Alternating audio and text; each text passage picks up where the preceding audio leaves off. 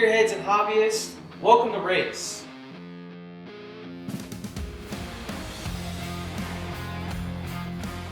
We're going to be doing different interviews on different industries, cultures, and builds.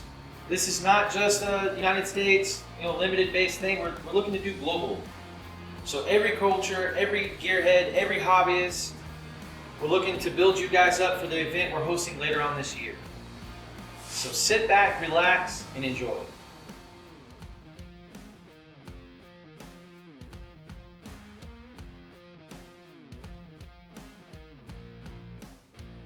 Welcome to R.A.C.E. I have here with me Sergio, who is a parts store manager, and Jerry, who works in a performance shop. I don't know whether we call Jerry a lead tech, a master of all, or the shop wizard, but he does a little bit of everything, but he knows a lot. Sergio, tell us, you're currently a parts store manager. How long have you been in the industry? Been in the industry 12 years. I said in the parts industry, doing it because I have a passion for it. I said I love what I do. I like helping people and give knowledge. I said to people that ask questions about things that they don't understand in the parts industry. Okay. Jerry, how long have you been in the industry? Since about 2005, so I don't know. So we're gonna have to do that. 15 years. So I'm not a mathematician. We'll say 15 plus. I'm not a mathematician either. We'll let our fans out there comment it down. Yeah, right. So, what are some day-to-day challenges you see, Sergio? In the parts industry, I said nowadays is going to be employees. Okay. Finding good quality people that actually want to work, that have the passion to learn in this industry. I said that's right now the hardest part in our industry, finding people that want to work. I said I feel like caring too, like actually the quality of work that they want to put into it. Even though we're doing parking lot jobs, changing batteries or headlights or wipers, you still the quality of work you want to put into it. You don't want the customer going down the road. You didn't put the battery pull back down so the battery jumps up and you cause more damage than when they come in with the original. correct. Basically, I said you want to be in this industry. I said where we're at. I said there's a lot of corporations that do this, but it's selling service. Anybody can go anywhere and buy parts, doing the right job for that customer. I said to get basically your respect or their respect. I said that's what makes them come back. You gain a loyalty, Correct. like almost like a fan base. Yes, exactly. Then you have your regular customers that come. I said look just for that person that they want to do just with you. I said and it's what you call loyalty of a customer. And I see it too. You go in, hey, I only want to deal with that guy. I've dealt with that guy already. He sold me wrong parts. He sold me broken. He didn't take the time to double check the package before it went out the door, so I had to turn around and drive back. No, I absolutely agree with you. What about you, Jerry? Is there any changes you've seen in the industry or any challenges you see day to day? The only real challenges I see with my job are currently the economy. A lot of people don't really have the money to pay somebody to have a performance car built. They'll come in and they'll talk with us about what their dreams are, and then we'll work up a quote. And we're not an overly expensive shop, so even still, most people are, oh yeah, well, give me 6 months and maybe we'll talk about it again. A lot of it is the economy. Can you give your shop a shout out real quick? I Oh, forgot of to do course. it at the beginning of the video. I work for Unlimited Horsepower Garage. We're in Houston, Texas. I'm a welder fabricator. I'm a mechanic, wiring specialist, 12-volt accessories. I do automotive body and paints as well. So we're kind of a one-stop shop. I don't do upholstery. We don't do upholstery. We don't have a tire machine at the moment. I know how to operate them, but we do not have one yet. But we're getting into powder coating, which is going really well, really quickly. So we do all kinds of stuff. And we're here for whatever your needs might be. So starting out, day one, no experience in this. What do you need in the parts store as a parts specialist, first day on the job to be successful? To be successful, basically First days is usually shadowing somebody that has the knowledge and the experience. I said that'd be the first thing that you actually have to do. At least the first day to get at least an idea of what you're gonna get into. Okay. Completely. Do you feel like a basic set of hand tools or maybe a good pair of shoes? I know you're on your feet on the pavement a lot, Right. but to set you apart from the others, I feel maybe a hand, small hand tool you can take with you walking out the door just to make you that more faster installing. Millimeter socket, ratchet, or I said that'd be your number one that you need. That I said that comes in handy. Speed up the time process. I said completely get the customers going. Yeah, they're gonna be a lot happier rather than sitting in the parking lot waiting to get install it. What about Jerry for you? Day one, stepping into a tech position either as a lube tech or as a helper, what would set you apart from the others, set you up for success? To be honest with you, I've been lucky enough that every shop I've ever worked in, whether it be a plant, working on trains and backhoes and lifts and things like that, or in the automotive world, I've been lucky enough that I've only worked for companies that supply tools and do not allow you to bring your own tools. Okay. Mainly for their own liability when people leave and everything. But I've been lucky enough that doesn't normally happen. For me, I went straight into it where I had to get a small tool set as a lube tech where I could do oil changes efficiently. Right. And then stepping up to a technician, when I didn't show up with a nice fancy toolbox, they kind of looked at me funny. Oh, exactly. Yeah, that's the norm. Working flag time, that was awful. And that's what brought me to to the parts world where I'm at now is your AC all year round, your heat, whenever it gets cold outside. And when you do a job, the book time may be, we don't even go by book time really. It's a yes I can install it or no I can't. Right. But book time you're under 30 minutes always. Usually honestly under 15. I mean I know I will say that I changed my engine out in my car in my driveway, and the only tools I had was a Craftsman, either 420 piece or 450 piece, something along those lines. Set, a jack, and 2 jack stands. Oh, and an engine hoist and engine stand, of course. But yeah, those are the basics of what you really need to get into the automotive. and we've said it time and time again, it doesn't matter brand. The tools, it matters skills.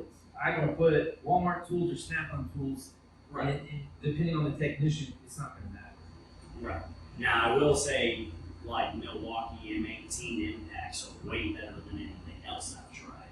Okay. So there are, in the electric world, there are Big differences. big differences. Absolutely. But hand tools, if you break it, it's cheap, go buy another. Well, yeah, tool truck, you can take it there. It's a fast warranty versus having to go in, bring your receipt. Right. Tool truck, usually you're very personalized, and that's a part of the parts world that you're not going to see if the tool truck comes to your shop every week. Whereas Jerry, they're dealing with somebody trying to upsell them or trying to get the money every week, which, hey, it's all part of the industry. They sell you a quality product. Are you guys happy where are you happy where you started that industry? Are you happy where you are now 12 years later? Yes, I could say yes. I said I started as a part-time, associate. Didn't want to do anything with the industry. I said just retired out of working for another corporation. I just needed some parts for my older vehicles that I had. And basically, it became I had fun. You have to have fun at the job that you do. That's a completely to enjoy yourself. Me, I'm loving it. I said I wouldn't change that for the world completely. I love what I do. I love helping people. That makes my day completely, and having a good crew that helps you doing the same thing. It is awesome. I said once it becomes a job, then I have to change careers. But I enjoy what I do. I said it's fun. I said you have to have fun in what you do. Because if you don't, you're not going to last. No matter what career you're in. You're gonna get burnt out. Absolutely. And I've seen it when people transition from one industry to a complete different industry because they're burnt out. They did it, and they got burnt out either on the people or the industry itself and the standards that it's which way it's going. And that's why I love this industry. It's so vast, it's so broad, and it doesn't matter if it's a small die-cast car or it's an exotic supercar. We're all car guys. We're all gearheads. We're all family. Yep. And that's where my goal is and my aim with this channel is to build up for the website, for the event, and to unite this gap, to unite this bridge that has been so vast, so wide for so long that instead of just randomly discovering upon it, you'll actually see it live in a competition, what's out there, what cultures there are, and how you can get involved. So Fast and Furious is a franchise. It's been around for a long time, 20 plus years. It got most of us carhead guys in my generation at least hooked. We didn't know much what was going on. There was a lot of cheesy, After Effects stuff, but it's definitely something. There was a lot of stuff we saw, a lot of different culture styles we saw that we fell in love with. Right, and you got the whole big wing, loud exhaust, era of every. It didn't even have to be a JDM. Any four banger they could grab a 3-inch can on. It was going on. So It opened the import industry completely. Because here, in the States, it was all muscle car. It was all muscle car. I had actually never seen I'm going to say an import tuner car Correct. on the road. On the road, yeah, before. Until that movie came out. Exactly. Then it opened it up completely. Now you saw them all over the place, and that's what you see nowadays. Imports, and it's tremendous horsepower to get out of that, 4-cylinder engine, 6-cylinder engine. right, yeah, absolutely. So, what is your favorite type of racing? Quarter mile. So you're a drag racer. Okay. Now, I'm gonna be honest with you, and I believe Jerry agrees with me. I love that style of car because you got so many different classes that you can enter, and you can be a basic hobbyist going out there that's barely, just overstocked with just basic bolt-ons and try to beat a factory quarter. Or you can be the guy with how deep your pockets are, is how fast you can go. I'm more of how fast of a driver you are. I mean, I get reaction time and the nerves of steel getting that thing down that short of a track that fast, having that limited time to stop. But Jerry's a rally guy, I know that. I'm open wheel.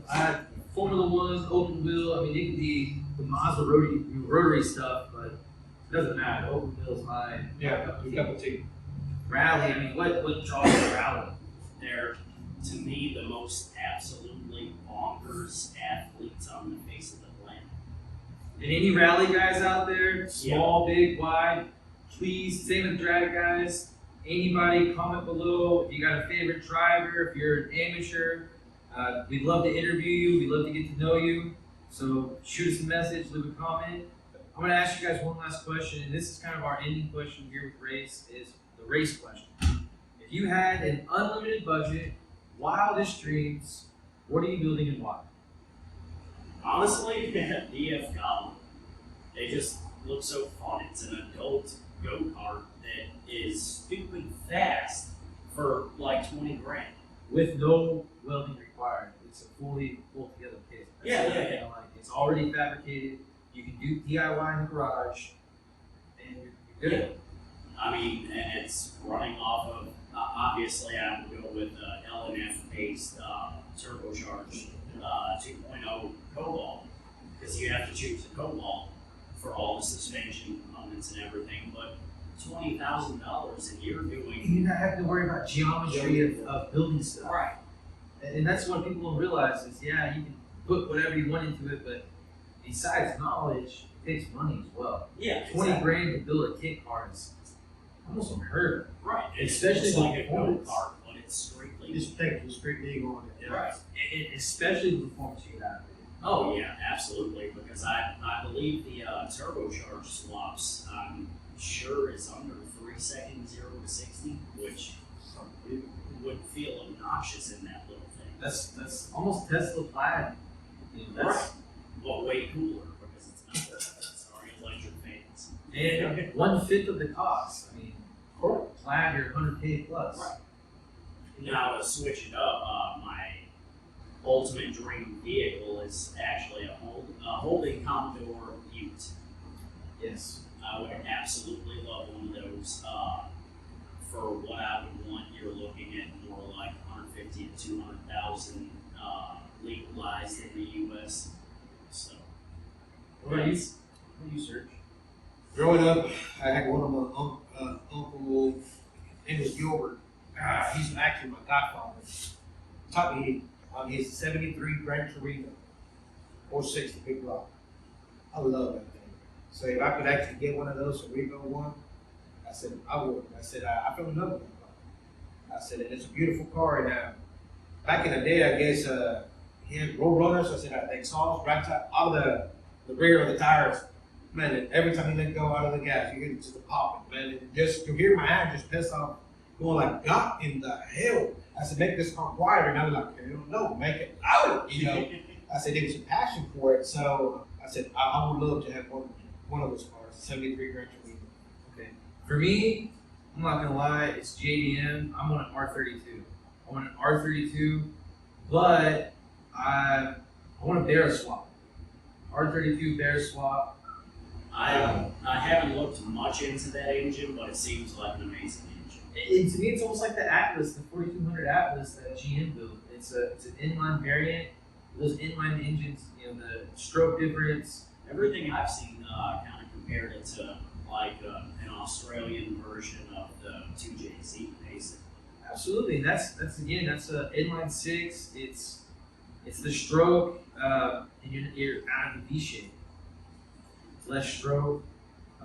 You're not going to spend as much RPMs as you would with a smaller four-cylinder, but the torque you're going to create. They look at the torque curve on a 2JZ versus an RB. Well, that and inline sixes are also inherently balanced. That was the other one. They balance their shafts like a four-cylinder does to keep it from vibrating. Absolutely. There's some more technical things I can't think of off the top of my head. Sorry, guys. This podcast has been a work in progress. It'll get better as we go on, as we interview more people. But this is, just to have fun, just to introduce you guys and build y'all up for the event we're hosting later this year. But I want to thank you guys for coming on today. Thank y'all so much for all the support that y'all have given for the last few months getting this thing together. All you guys out there watching, anything that y'all want to see or anything local in Texas, I'm right out of Houston. So anything local that we can cover here in Texas, we'd love to be there. And in the United States, if there's anything you'd like to invite us to, we'd love to be there and cover it and host you guys. So as we grow, you'll grow. Thank you so much for watching. Hope you enjoyed. Thank you very much if you watched all the way to the end, or if you just clicked at the bottom to find out what is R.A.C.E. What is this online competition I'm talking about? R.A.C.E. stands for Race Anything, Challenge Everyone. It's the most inclusive online competition that I've been able to find out there. And I built this for gearheads alike, for all of you guys out there.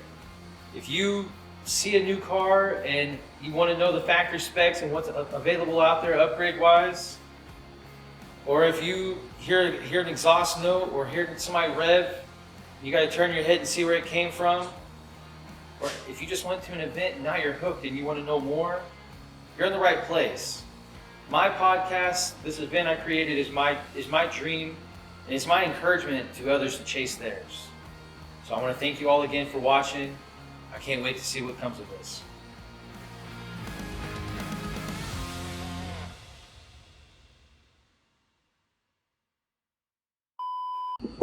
Starting this camera. Oh, dude. Sorry, random thought. We need to get some acrylic, and on my laser, I'll make us one of those like things. Cut. Oh yeah! So that's what we need. All those like I think a ranch and you apps. Right. Welcome. This is R.A.C.E. Welcome to the channel, guys. This is R.A.C.E. I want to give calling all gearheads and welcome to R.A.C.E. Call. take 56. Scene 1. Calling all gearheads and hobbyists, welcome to R.A.C.E. If you have a smart monster truck, please call us.